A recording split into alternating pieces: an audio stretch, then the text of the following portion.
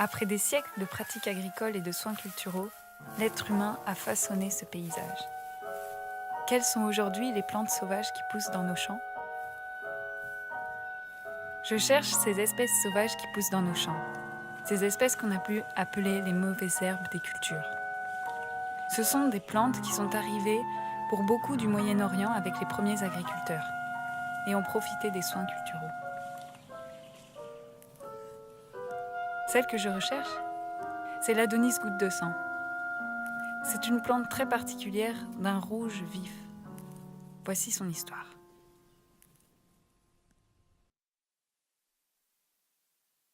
Il fut un dieu d'une grande beauté, nommé Adonis. L'amour que lui portait Aphrodite causa la jalousie des autres dieux. Ils envoyèrent un sanglier déchiqueter et tuer Adonis. Lorsqu'Aphrodite arriva,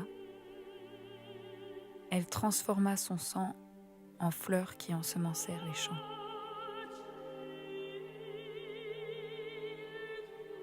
Quel est l'état de notre flore commune ? Quelles espèces tendent à diminuer ou à augmenter en fréquence ?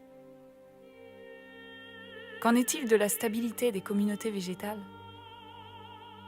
Qu'en disent les chercheurs et botanistes ?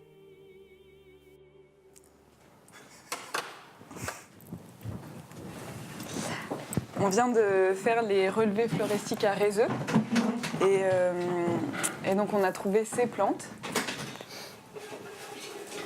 Et on se demandait pourquoi est-ce qu'on retrouve toujours les mêmes espèces et qu'au contraire, il y a des espèces qu'on n'arrive jamais plus à retrouver. En fait, ça, ce sont des plantes messicoles, c'est-à-dire qu'elles sont inféodées aux cultures depuis des siècles. Le mot même messicole signifie habitant des moissons. Et elles sont dépendantes des cultures. Et ces plantes messicoles, en fait, ont trois rôles essentiels. C'est-à-dire qu'elles amènent l'apport en pollen et nectar aux insectes pollinisateurs. Elles protègent les ravageurs des cultures et leur patrimoine génétique original.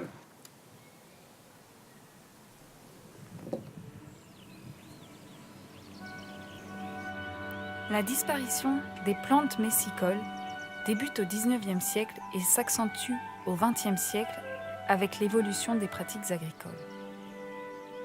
La modernisation de ces pratiques pour augmenter le rendement des cultures, comme l'usage des herbicides, le travail du sol en profondeur, la mécanisation, tous ces changements ont eu des conséquences importantes sur les plantes sauvages.